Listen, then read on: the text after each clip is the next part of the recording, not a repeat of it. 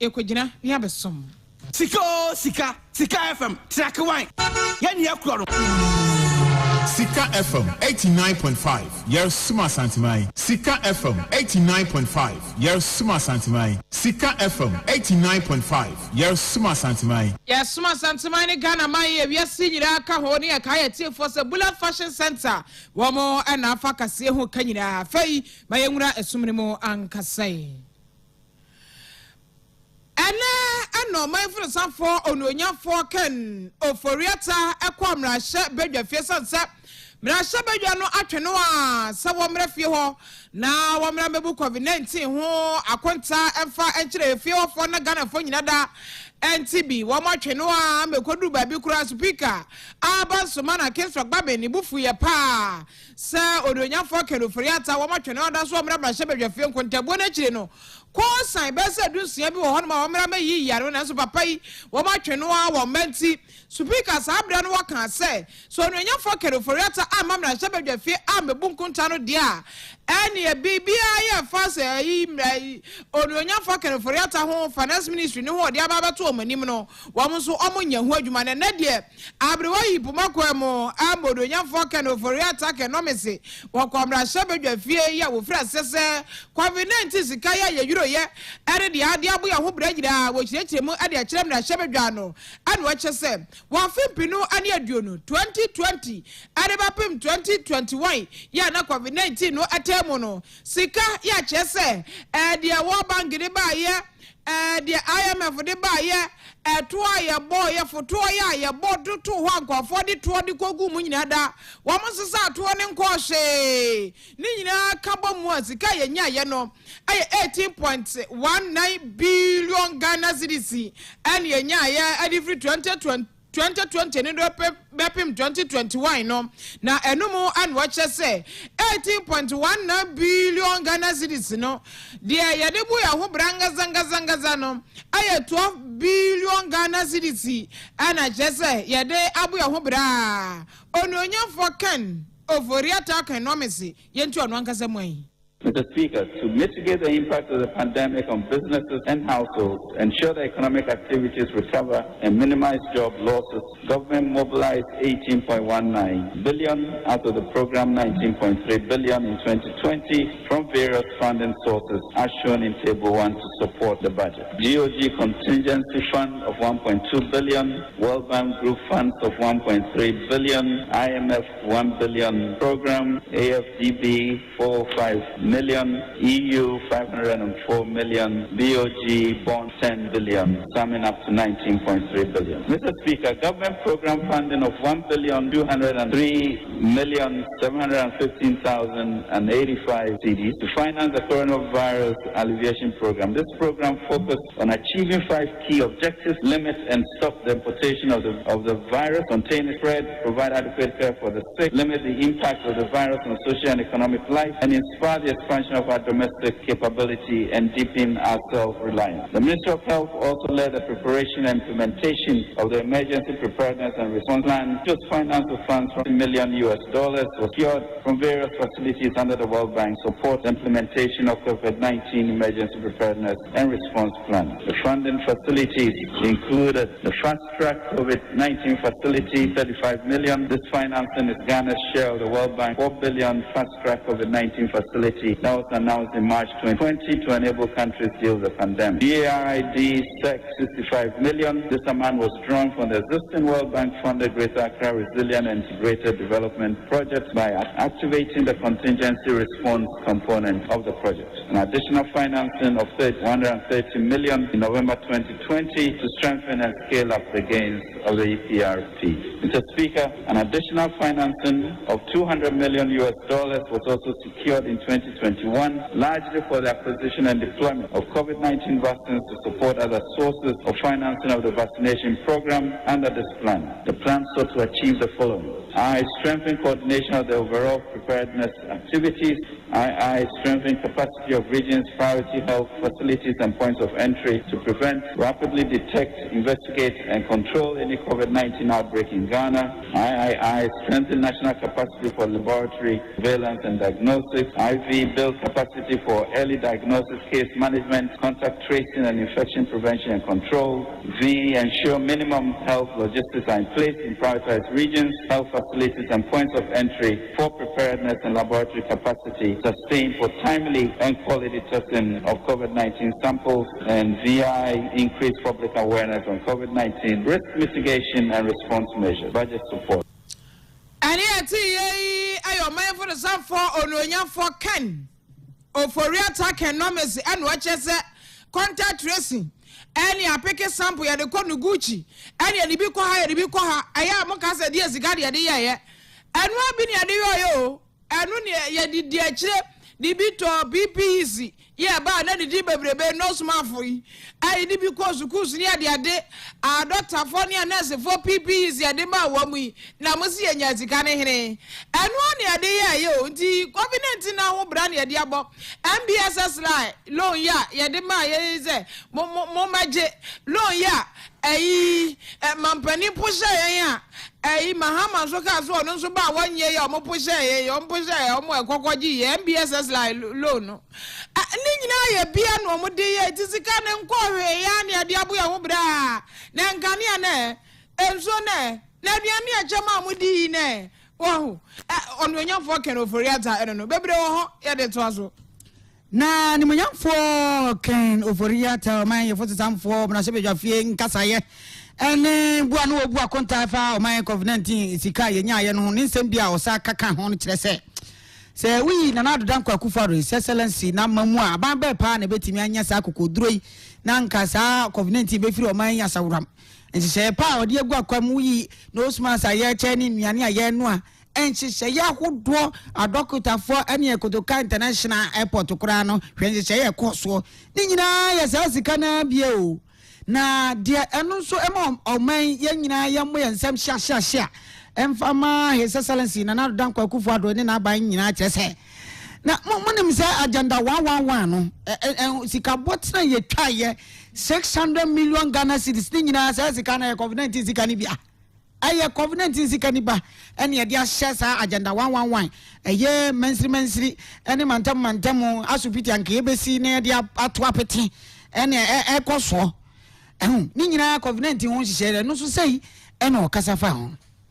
Health infrastructure. Mr. Speaker, in the wake of the pandemic, government took a bold decision to provide health infrastructure in the districts and regions that did not have a district or regional hospital. In all 111 district, regional and mental hospitals, Agenda 111 were programmed for construction. A total of 600 million Ghana cedis was released to begin the construction across the country in 2020. In the 2021 budget, an amount of 779 million was programmed for the continuation of Agenda 111 projects. Out of this, an amount of 763.92 million has been released. Mr. Speaker, government programmed a total amount of 1.2 billion for security operations, evacuation of Ghanaians stranded abroad, and coordination of MMDA sanitation and disinfection exercises. As of 31st December 2020, an amount of 875 million was utilized. This expenditure was utilized by the Ministries of Local Government and Rural Development, the Interior, Justice and Attorney General,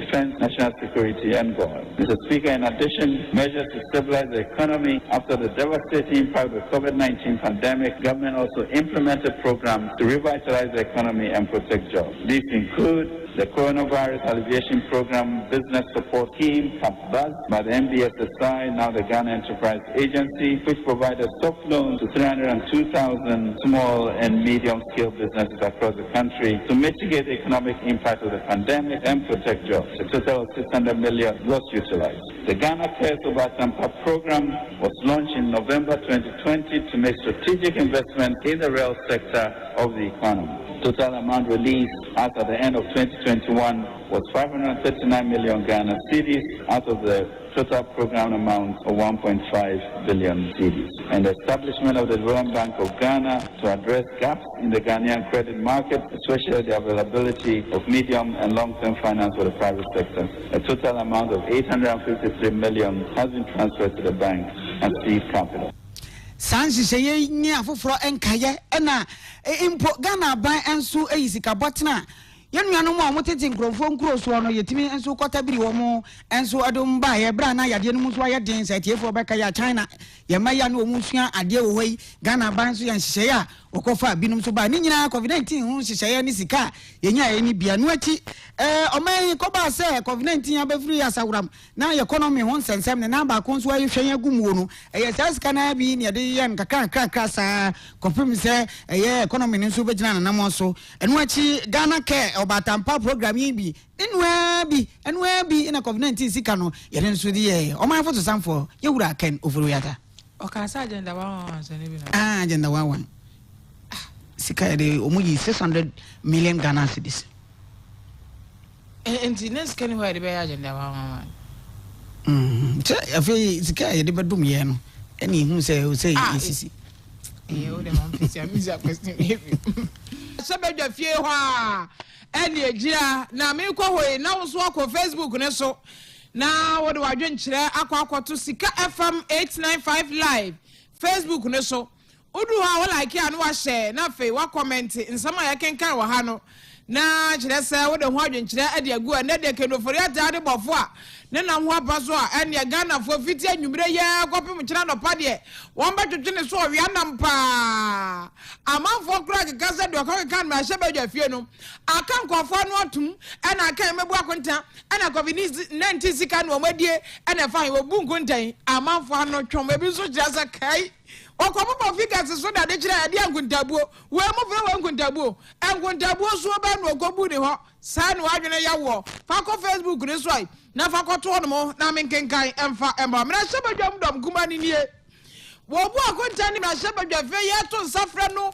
wo ma na wo twentwen na se epo ya ka so osiese no no obebu akonta bia we no obayai yanko yavom kanofori ata wo bu yesan kura enti muhunu sa de we sa kontabuo wo ba figures so Mr Figures wo bu so no aso de ko wo mu akonta bia fa nkyere yen ade oyeye no emu nna ho emu esum se tum aye nwonwran se tare ane wache hu sa de ade ne sitenti dom kuma ne se wo mu de wo mu hu de wo ba ye ne se eyen kontabuo enunti wo mu be committee ad hoc committee necessary omo setie na wo kokko amodi sa adwuma he omo sase da bi COVID-19 akontabuo na nkasa hu sika na nkasa no committee no nkonko ye mu hwehwemu nkasa emebu akonta no emfa enkyere wo na de kan ba ye ne nane die enya konta no obebu ye wo bo nsam so keke na wo de ekyere mrahye bedwa no na wo kọ mrahye bedwa fie ho no ma abedwako ye wo mo na ehwe sikasam ho nsam eso ranking member no aye adwuma ko enyan esiam mrahye bedwa ni honorable kesa atoforsen yetie nan. He said, Mr. Speaker, that they have paid 598 million at the time from January to June 2021, 598 million, equivalent to $1 billion for the purposes of, 100 million US for the purposes of payment for nose mask, hand sanitizers, and Veronica buckets. Mr. Speaker, my concern is, yes, you spend 598 million for nose mask, hand sanitizers, and Veronica buckets for the reopening of schools. But at what cost? We need the fine details, expenditure returns of that. We will need expenditure returns. So, Speaker, you went on in your own documents. You said that you paid 36 million for the design of Agenda 111. For who? 36 million. For what purpose? Design of Agenda 111. So, Speaker, in the same document, he went on to say, page 100 of the media review, again stated here, and that's what I'm saying, I commend you for the consistency. So, Speaker, he says here that Agenda 111, January to December 2020, provision of health infrastructure, Agenda 111, district and regional hospitals, 600 million Ghana cedis.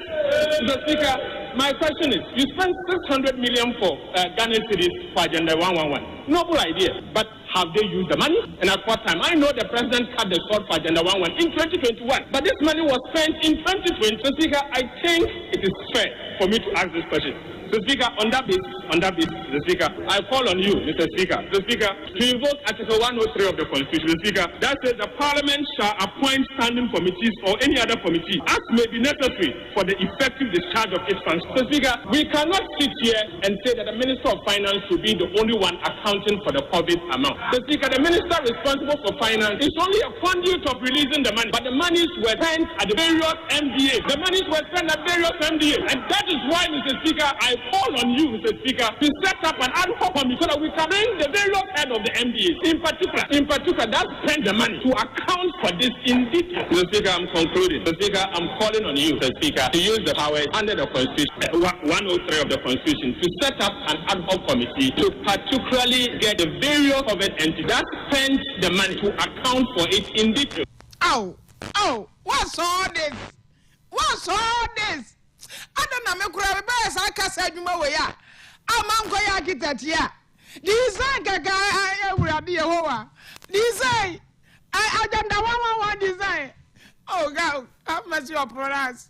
Have mercy. Design. Antonia, case out of us. Nania, bra, no, so. And one have your gun. Agenda 1 design, design. Yo, Sikka dear Uramunya Sam Ketua. Nano crowd, your turning room, say 2020. Now, agenda 111. Yes, so die 2020. Near Maka agenda 111 was some now, so near the kind of copies is going to be a agenda 111 and some. Hey, yes, Christo, Nabi Bini crab, we are say, Why I had Dumako and Yan, a Sam Rashabe Jani, one who cry on a ranking member. Finance Committee, Parliament, Honorable Kesa, Atofosen, I don't know. Now, we na Ninia Honorable Patrick Yabuama. Oko na sebe jofie ho a won na ye dwumtani abede chirema Finance Committee no zi gina ho. Ewi asiade bako e ya pa so ne wosro yonko town. Oni ba bia so hia wo kasa no obo ne hene. Edidi aban ye nya mu fe. Enya mu fe. Ense say COVID-19 ba ye de agu akwam na sika ya kirechire mu mako ama ye hu sika ya de ye agenda 11 sika ya de ye design enya wo fe nnuane no aye no ma school fo enya wo fe achechirefo atina fie ne etu amka enya wo fe no smas ya chane montre so nnuane e kwacheche na bato mpesu aso ahodo nyina sika botre no media wa ya de papa na wogina ne nnuanom donkase no nso anamu no wo kase I was a my photo some for you, Rakan over Yata, or see a bonabasso. When I say silence in another danko kufuado. Sansenya or Candinibia and Bonia San is what do me. Now, my brow, COVID-19 be free as a rami, what then share pa a guaquam and so more my Ghana, Yahoo atoya say, and saying Wakano. Mr. Speaker, let me refer you to paragraph 15 of the statement made by the Honourable Minister of Finance. Mr. Speaker, it must be noted that the status of the utilization of the funds to finance the COVID-19 measures excludes funds of the National COVID-19 Trust Fund and the Ghana Private Sector COVID-19 Fund. Mr. Speaker, it must be put on record that my colleague never read the statement and did not avert his mind to this. Mr. Speaker, to foul the atmosphere in this country with regards to the expenditures that the minister has ably presented to the House. Mr. Speaker, a summary of the expenditures are captured on pages 14 and 15 of the statement. Mr. Speaker, in March 2020, when the COVID-19 outbreak occurred, we all were very scared and did not have any clue about this pandemic. It took a responsible government to devise a very deliberate plan to protect us. Mr. Speaker, all the 275 members in this chamber are alive. We all benefited one way or the other from the relief that has been presented to this House, Mr. Speaker. Mr. Speaker, to the extent that our spouses were even privileged to come to the hospital or the clinic to get their job. Where were we going to get the money from, Mr. Speaker? How many of us didn't benefit from the free water supply as captured in this report? How many of us didn't benefit from the free electricity, the lifeline consumers? the Minister of Energy is here. Our constituents, how many of you didn't benefit? Mr. Speaker, we are here for accountability.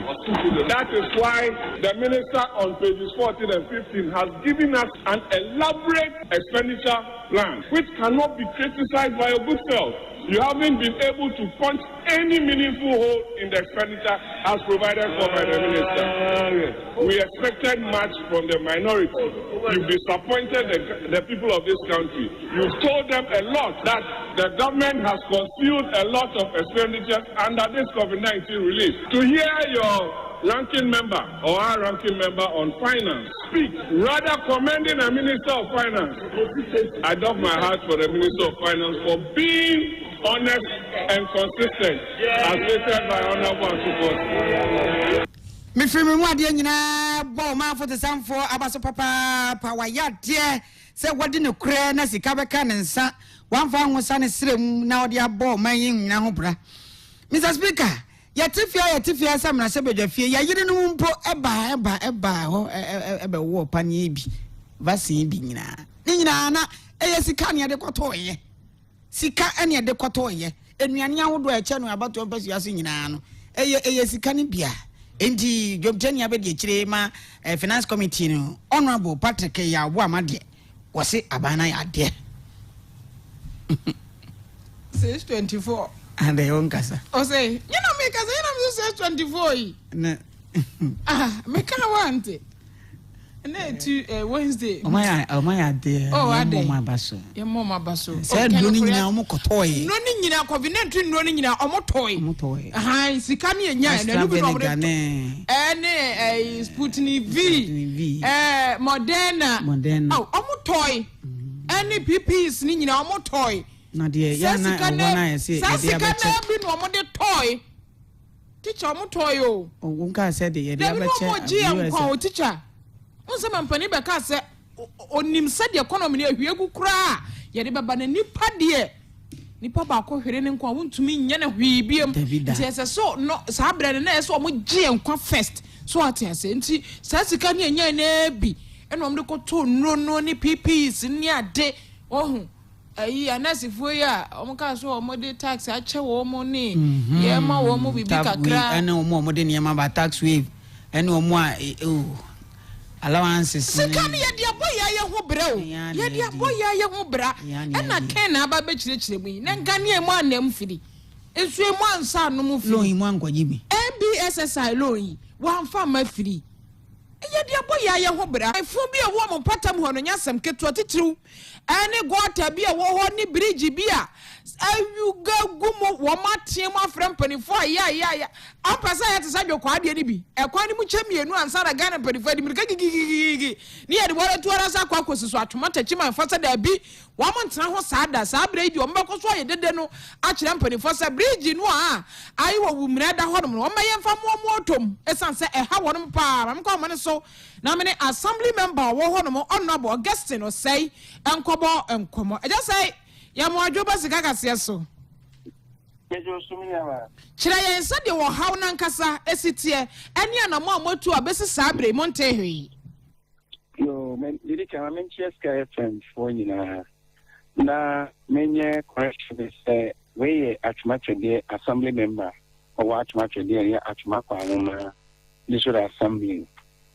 so tesima no ye kwara so municipal na we dey me wo twede electoral area eye atmakwa man this capital na inia sele na wo kanu efa na wo kanu no kwasem say ekwa na tia pansam sele wo kanu last year anasa afie twem no kana mampani aproba oba wo asante mantem ha no obaze ekwa no ekwa no ye kwara so ohwimase ntemoso techiman boko twede kwase trabom urugedema asabia engineering se onu na enye saa ekwan empamaye na mini ba wo fe kwan ya no ye ya Ghana mampanyini eba na probo was asantememu ha obehia contractor e oboko satampono na kwan no asia ofri twede na ababoko a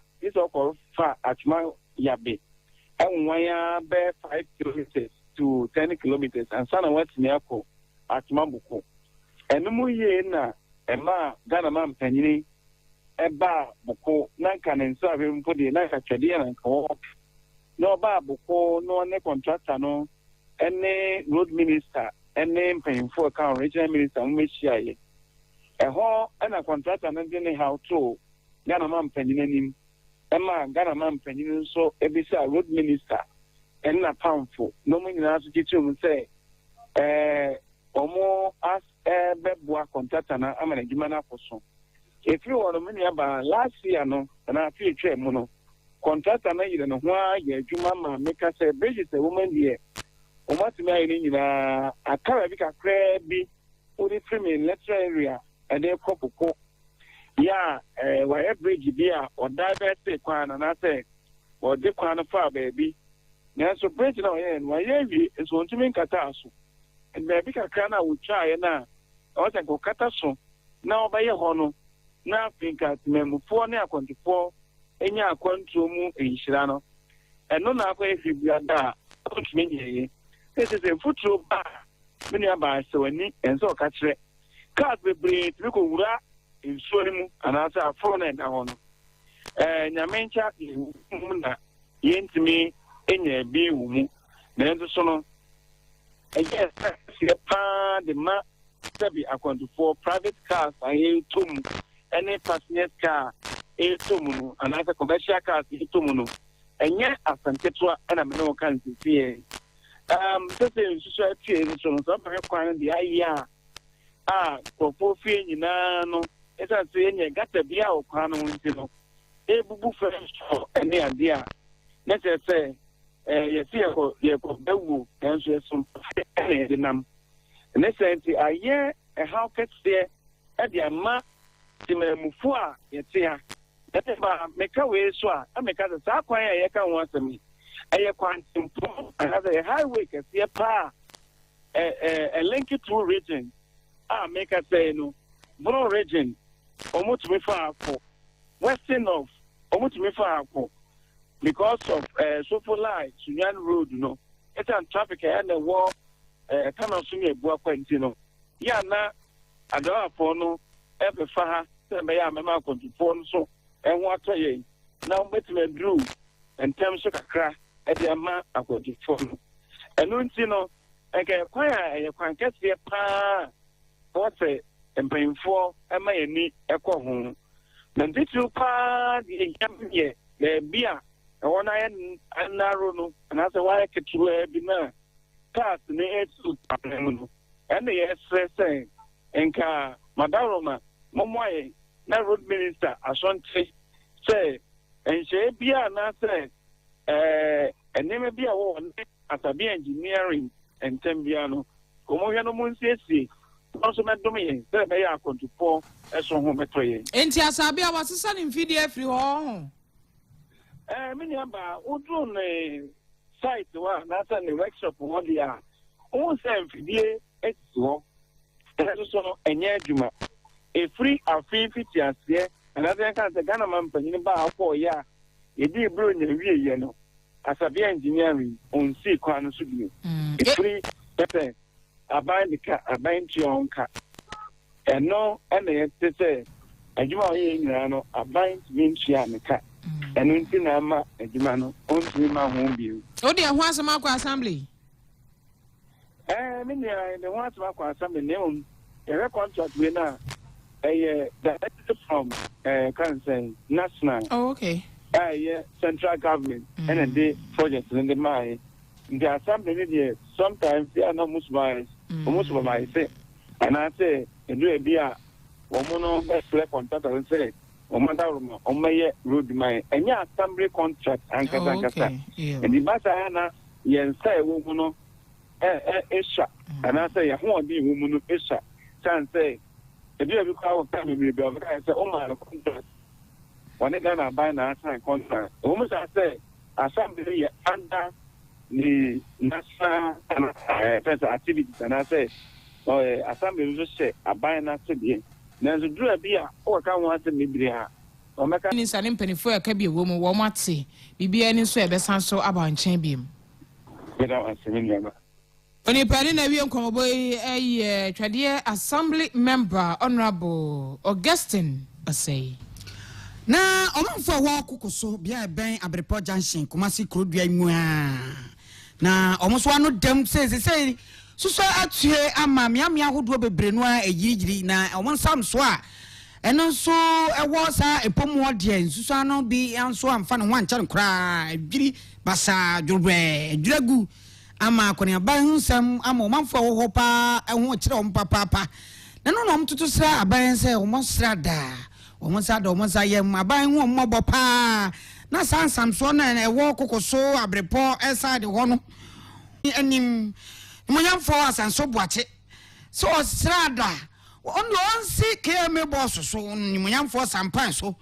na o ma ne ma no enfo mani enso metwe om no so ya Ghana fo om to aba na sabe adan na wo so om kwa ahonyehia musa na yesentroni o wa hene na kwabena apia wo ko hod na ni kuro wisi ekohwe ensamso ene o ha o manfo anamu na sei ene okuru kiregu ahoma so bebo kire nyimene watifo se de ye ho kire ye ye pe MPP na enso so se de ye afunu ye kire se akure ko school agi so awro ne mpaboa there was a time my bi ba hanom na bridge se na kire ho nom aliki ehwo a obunu to mu ye ko che ne wo ayi enya nkire ne asom ko e ne wawu enkora atwam a ogi so mgoro mo mpaboa enti sa asenso bo ati ya sole ahoma ati akoto aba e de ama MPP because of MPP diri mu nti ne ye to aba no na se wo antimi amwa ye de a ene they say we the anche aka 2 years pe na che se wo twam enu nti o ma na ni mere no fa ne nesi wo no na ka bi kire nana ebeye yie assembly man ni de me aha no no me nyama ha korampo me ba ye no ye se assembly man there was a time o mu gigi sika ono wodi ye just 50 million o se assembly man ni di sika no enu nti se no o mu kro mo ha do bia se assembly man ni begina se o be ye kwan na obi ani ho so obetua sika no enu nti nya assembly man ye hwehwe ni se assembly man kasa kura wo kwa obi ani wo beto aba ama no gisi obi proto so asem ba na ni wakogina so asa akokko ama nipa kro no wakogi sika de hia de wonya la awoka minansa we no hospital county hospital ho bata kwanyanti ye ko wan sanya me kwa kami wo so kam enti ya de ne ha ye pa ku form course so gisi mo wo mo su awo mo so sansa no ma chance o mo trawia no ma pepa ansa no ma course ku nso to so aboy o mo be gira ho sa gisi nso ni chi wi asana o ma chance no enti ye sra ban so o ma buaye boy pamba ye bridge no mai you are no here in so started settle no years old don't dream from the next was a back as a kofa grace of God na je haya ne haya enso yeti haya de haya nanka aban se de ye ento ana kase ho ka won mafa na me kasa ya na so wadru Facebook ne so amafo ahwiagum enti unso fa bi copy so me wia me baba kenka ni nyina da ade asom na wachese atade bai na opese wopam seta no etesen chede da bia meka no Zimbabwe fonika na seli soto fo kaba fa koma bullet farm ade amawo ompam kaba bia se ni shoda se balance de bullet de na dwuma ho tenam so kwa said you no any patient adwudwu bia hye no eno kura ma wo rehemu kese se wo seta do bepam perfect ade amawo eye manta de na wo pam emema de ni nyina wo pam bubu anase kaftan na abasa wo pam ni nyina wo bepam bi de amawo eno wo chese nipa wo pese wo kwa ne surprise matapla de wo hu obasa ko tapla de wo bia fa nipa ne picture ni full picture fabra now the material na kan wa na se material onkoto full picture no any style no a wo pam ama nipa na eno ano no wawie nyafe na agese wo fa kuntuna sibi ko hwe nipa no measurement ni ya nipa no de bi bo abo ni minimu na kire se wo hwe se de ono address na wo ba no a na wo hu se ampa ade no obetumi apam ne kama ade ama o say let your outfit do the talking atade na ehye wona and do talking no for you wedding na wokọ anase eye na aba opese wo pam ne sen wo de fabre bullet na nu bo afofole baby am si am kwan mententen so say menim tenten so say S4 menya o hwe fra no 0242 767921 0242 767921 and 0248 64 6720 0248646720 na eno ameko ho ekosusu metra ema enchi amaba wa na wo ho no akwadaweso ne Sarah akwadaweso Sarah no kra de wo ho so na na wo ho akaraweso nso ba here na osusu me on de manko an oje bullet be susu na msitabi bullet manko an oje enam nam se miso me ko ho am ko susu nam se be ma susu mi am so me mpe umfili ndi osusu mi we nam se won susu mi ba bi na o se hefa am se me flap no osusu hola flapos Jesus. Kiss, bra. Are lisoto for dross na wo. How dey baby apase susu ma bi akobula fashion. Am do mbesusu aba no ma pam ne kama e dia hell na outfit na la aye talking no for you. Medu Facebook ne so de da. Mama nkoi. Filippo etimetim. Anu si wo wura kan oforiata.